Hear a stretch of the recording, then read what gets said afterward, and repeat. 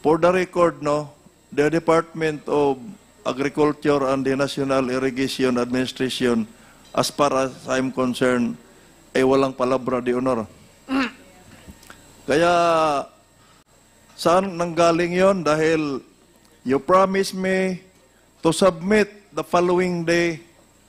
No? Ginawa nyo lang para lang matapos ako sa interpellation ko. You promised me. Saan yung scientific study na hinihingi ko which will determine kung saan natin ibagsak yung budget, meager resources na budget para sa irrigation para ma-maximize natin. Kasi ang dami pa nating dapat i-irrigate, pero walang kakayahan yung gobyerno na punduhan lahat yon. Year in, year out, hinahanap ko, saan nyo ibagsak dapat may scientific study na yung area na paglagyan ng irrigation ay magkakaroon ng higher yield. Just to appease me, iyo committed na i-submit bukas. Nung tinanong ko, may scientific study ba? Yes. Sa isang linggo, 2 beses kami nag-uusap ni DA kasi may disconnect dito eh. Baka na-correct na yung disconnect na yon, kanya-kanya. That's why, Mr. Chair, for the record, I am recommending, this is in aid of legislation, to review the charter of the following government agencies para malinaw po yung mandato nila. Ano ba yung charter ng National Irrigation Administration? Ano ba yung charter ng Department of Agriculture? Ano ba yung charter ng Cooperative Development Authority? Ano ba yung charter ng Land Bank of the Philippines? Ano ba yung charter ng Development Bank of the Philippines? Kasi mukhang nawala yung land, land, Mr. Chair, no? Bank na lang ang natira. Kaya kung kitingnan mo yung datos, commercial na kasi pinipinance na nila yung housing instead of agriculture.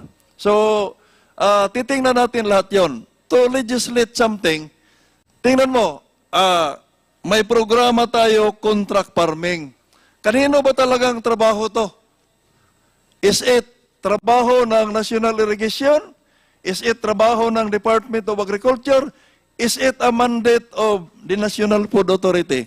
Nagkalabo-labo na to, Mr. Chair. Kaya this committee should review all the charter of those government agency.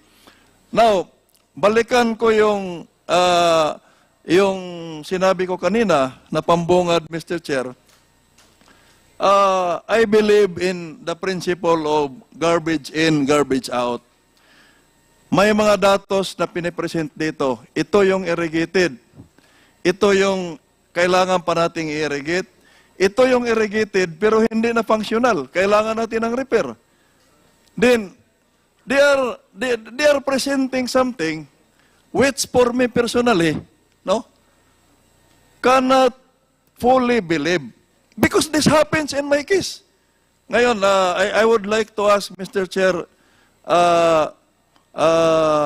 Administrator Guillen. Alam ko bago lang siya sa NIA, pero ang sinasabi ko lang dito,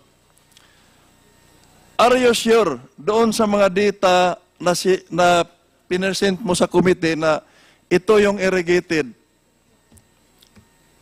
Are you 100% sure of that data? Na talagang yung sinabi mong irrigated ay irrigated talaga. Because kahit bukas, puntahan natin yung lugar namin na sinama ninyo na irrigated sa report. Kung talagang irrigated. Ba kasi kung mali yung data na yon, mali din yung magiging desisyon ng committee. That's what I mean sa garbage in, garbage out.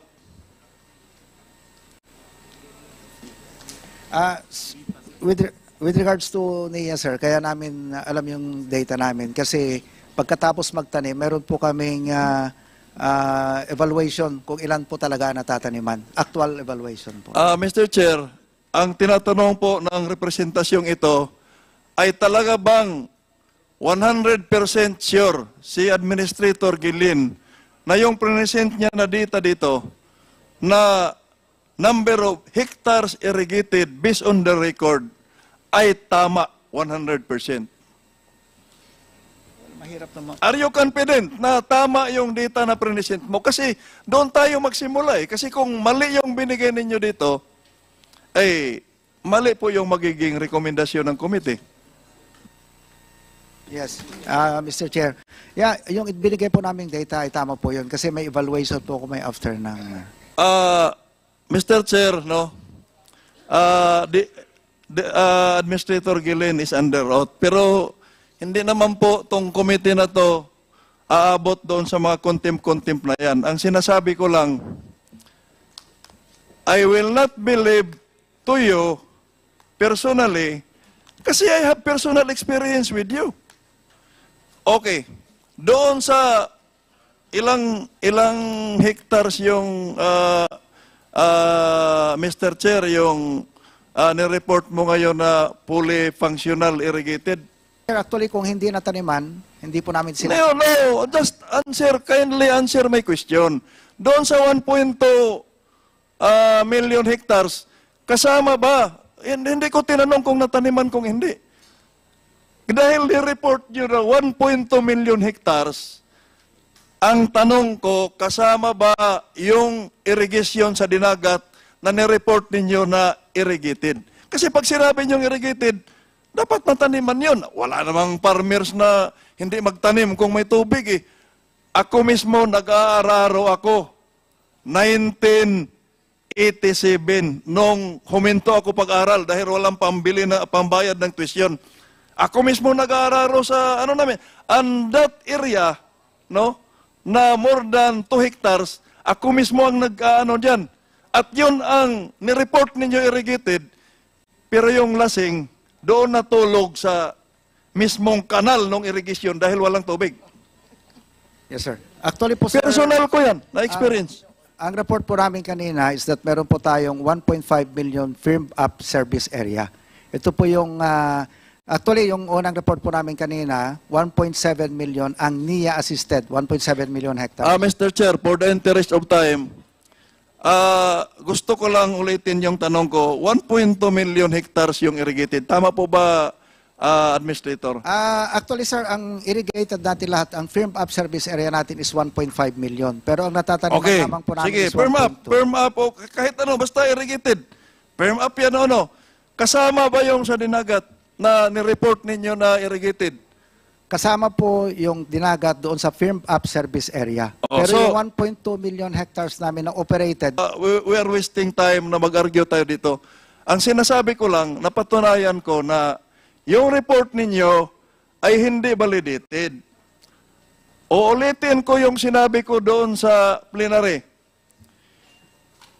As far as I'm concerned, the office of the administrator has no way of validating the report submitted by the regional office. Sa totoo lang, after the interpellation dito sa plenary, saka lang nag-coordinate sa akin yung regional director. Yung tao ninyo sa province, takot na sa akin na makipag-coordinate dahil sinabi ko na she is lying. Kasi nung sinabi niya, binalidate niya, 6 na irrigation, ni-report ninyo na tapos na, pero hindi functional.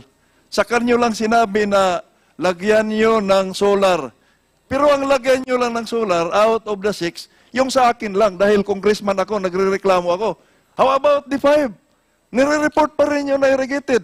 Tapos, nag-submit sa inyo yung provincial officer ninyo na pinuntahan niya. Hindi niya po pinuntahan. Ako ang nagpunta doon. Kaya, during the interpellation, I provided you with the pictures. Ako mismo ang kumuha ng pictures na walang katubig-tubig. National administration lang po yung nandun. Wala pong irrigation dahil walang tubig. actually, Mr. Chair, may pinadala, yung nag-report sa akin yung tao ko, may pinadala pang video po na mayroon namang tubig doon sa nireport po ninyo. But, for the sake of... I'm willing to go with anybody from the NIA. Puntahan natin. Sabado or next week. Puntahan natin para lupa namin yun eh. Sir, to So, be, but anyway, we will not focus on that. Ang sinasabi ko lang, yung data ninyo, kasi that would be the basis of the committee recommendation. That would be the basis of the committee, no, to enact law. Paano natin ihimay-himay yung problema, no? Maganda po yung pinresent ninyo. Maganda pakinggan. But, bottom line, halimbawa, si NCIA, 1.7 million hectares po yung sabi niya, 1.7, tama po ba, VJ? Tama po ba? Yes, that is the coverage area of... Yes, coverage area nila. So, doon pa lang, medyo mayroon ng discrepancy. Yung mga data na binibigay ninyo, no? Mayroon ng discrepancy. So, that's why, gusto kong, I will respectfully recommend na ma-review kasi mayroong mga agency na hindi nagtatrabaho. O kung yung direksyon ng agency ay gagawin yung mandato nila, yung mga taong dapat gagawa sa mandato ng agency na yon, it's not necessarily the administrator or the secretary, yung mga tao po sa baba. Yan yung tinutukoy ko. Kasi wala po kayong mga tao na nakikita doon eh. Pagka nag-budget, nagpasalamat ka sa Kongreso na binigyan kayo ng budget. But the next question would be, how would you implement the project, no, na pinaglalaanan ng budget na yan that will trickle down doon sa objective ng pagligay ng pondo ng Kongreso? Nilagyan ng Kongreso yan ng pondo dahil gusto nating madagdagan yung mga area na ma-irrigate para makuha natin yung objective natin, self-sufficiency, food security. So, the next question is, talaga bang nagawa natin step by step na as a result, nakukuha natin yung objective natin? And I will answer my question. Hindi po, marami po tayong mga project na pinaglaanan ng pondo. I am not saying na during your time, I am saying in general, NIA, no? I am not saying na during your time. Ako, hindi ka pa masyadong matagal sa NIA, pero you're different from your predecessors. I believe in your capability, administrator. Pero ang sinasabi ko lang, kindly correct the mistakes of the past.